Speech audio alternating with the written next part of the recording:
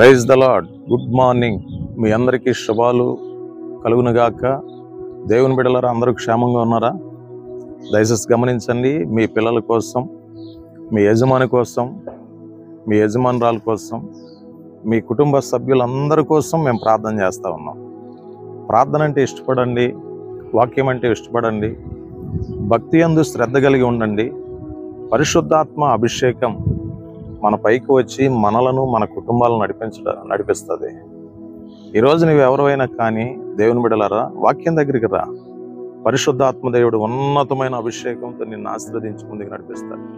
ఈరోజు వాక్యంలో నుండి కొన్ని విషయాలు మనం జ్ఞాపకం చేసుకుందాం. ఆదికాండం నుండి 18వ అధ్యాయము 1వ వచనాన్ని జ్ఞాపకం చేసుకుందాం. మరియు మమ్రే దగ్గర ఉన్న సింధూర వనములో అబ్రహాము ఎండవేళ గుడారపు ద్వారమందు కూర్చొని ఉన్నప్పుడు యెహోవా అతనికి కనబడెను. దేవుడు తన పరిశుద్ధ వాక్యమును దీవించునుగాక. దేవుని బిడ్డలారా, దయచేసి గమనించండి. దేవుని వాక్యంలో మనం చూసినప్పుడు అబ్రహాము గురించి పరిశుద్ధాత్మ దేవుడు మాట్లాడుతూ ఉన్నాడు.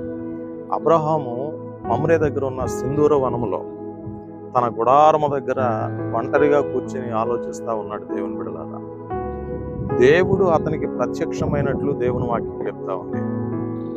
చూడండి, కొన్ని సందర్భాల్లో మన ఒంటరి జీవితంలో ఏదో తెలియని సమస్యలతో, ఏదో తెలియని ఇబ్బందికరమైన పరిస్థితులతో మనం జీవనాన్ని కొనసాగిస్తూ ఉన్నప్పుడు, నీవు నిజముగా భక్తి చేస్తూ ఉంటే, నీవు నిజముగా ప్రార్థిస్తూ ఉంటే, నీవు నిజముగా దేవుని యందు భయభక్తులు కలిగి జీవిస్తూ ఉంటే, నీ ఒంటరి సమయంలో దేవుడు నీకు ప్రత్యక్షమవుతాడు.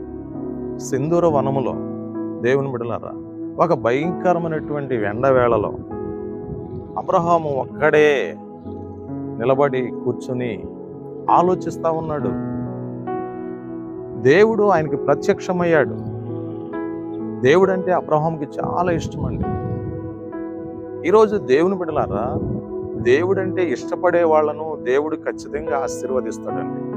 ఒంటరి సమయంలోనైనా, దాంపత్య జీవితంలోనైనా, సంసార జీవితంలోనైనా, కాపుర జీవితంలోనైనా, నీ ఒంటరి బ్రతుకులోనైనా, నీ ఆర్థిక పరిస్థితుల్లోనైనా, హీన స్థితిలోనైనా దేవుడు మనలను ప్రేమించేటువంటి దేవుడై ఉన్నాడు. అబ్రహాముకు దేవుడు ప్రత్యక్షమైనప్పుడు దేవుని ఎడల అబ్రహాము చూపినటువంటి శ్రద్ధ చూడండి, దేవుని ఎడల అబ్రహాము చూపినటువంటి ఆసక్తి చూడండి ఎంత గొప్పదో. తండ్రి కుమార పరిశుద్ధాత్మ దేవుడు అబ్రహాము దగ్గరికి విచ్చేయగానే కాళ్ళు కడుక్కొనమని చెప్తా ఉన్నాడు, విశ్రాంతి తీసుకోమని చెబుతా ఉన్నాడు. పరిగెత్తుకుంటూ పోయి ఆతిథ్యమును సిద్ధపరిచినట్లు దేవుని వాక్యం అంటా ఉంది.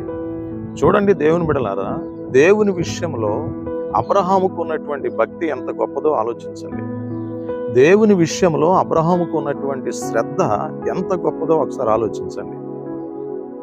దేవుని విషయంలో ఆతిథ్యమును సిద్ధపరిచిన వాడిగా ఉన్నాడు అబ్రహాము. ఈరోజు చాలా మంది దేవుణ్ణి వెంబడిస్తూ ఉన్నారండి, దేవుని పరిచర్య కొనసాగిస్తూ ఉన్నారు, భక్తి చేస్తూ ఉన్నారు, ప్రార్థిస్తూ ఉన్నారు, దేవుని సన్నిధికి వెళ్తూ ఉన్నారు. దేవుని విషయంలో జరిగేటువంటి కార్యక్రమాలను పట్టించుకోరండి ఎవరు కూడా. చాలా మంది ఈరోజు దేవుని వాక్యం చెప్తా ఉంది కదా, అబ్రహాము ఒంటరి సమయంలో కూడా దేవుడు అబ్రహాముకి ప్రత్యక్షమయ్యాడు. దేవుడు ప్రత్యక్షమయ్యాడు కాబట్టి అబ్రహాము తన జీవితంలో సంతోషాన్ని అనుభవిస్తూ ఉన్నాడు, ఆనందాన్ని అనుభవిస్తూ ఉన్నాడు. దేవుని విషయంలో ఎంత శ్రద్ధ అబ్రహాము చూపాడో అంత ఆశీర్వాదాన్ని పొందుకున్నాడు, అంత దీవెన పొందుకున్నాడు. ఈరోజు సహోదరి సహోదరుడా, దేవుడు నీకు ప్రత్యక్షమవుతున్నాడు, నీ కుటుంబానికి ప్రత్యక్షమవుతున్నాడు. ఆయన ప్రత్యక్షమైనప్పుడు ఆయన యందు భయభక్తులు కలిగి జీవిస్తే ఖచ్చితంగా నిన్ను, నీ కుటుంబాన్ని ప్రభువారు ఆశీర్వదించి ముందుకు నడిపిస్తాడు. నీ కొరకు నేను ప్రార్థన చేస్తున్నాను. మహాపరిశుద్ధుడైన తండ్రి, మీకు స్తోత్రాలు. అబ్రహాముకి మీరు ఎలా అయితే ప్రత్యక్షమయ్యారో, ఈ రోజున ఆయన ఈ వాక్య సందేశాన్ని వింటున్న ప్రతి ఒక్కరికి ప్రత్యక్షం అవ్వండి అయ్యా. వారి హృదయాలను పరిపూర్ణంగా మార్చండి, వారి జీవితాలను పరిపూర్ణంగా మార్చండి. నీ విషయంలో, నీ పరిచర్య విషయంలో ప్రతి ఒక్కరు నాయన శ్రద్ధ వహించే వారిగా చేయండి. ఈ సేవకునిగా ఈ వాక్య సందేశాన్ని వింటున్న ప్రతి ఒక్కరి కొరకు, వారి కుటుంబాల కొరకు ప్రార్థిస్తున్నాను. నిశ్చయముగా వారి కుటుంబాలు దీవించబడును గాక, వారి బిడ్డలు దీవించబడుదురు గాక, వారి అవసరతలు తీర్చబడును గాక. ఈ ప్రార్థన స్వీకరించి సహాయం చేయమని యేసు నామములో అడుగుచున్నాం తండ్రి. ఆమేన్. God bless you.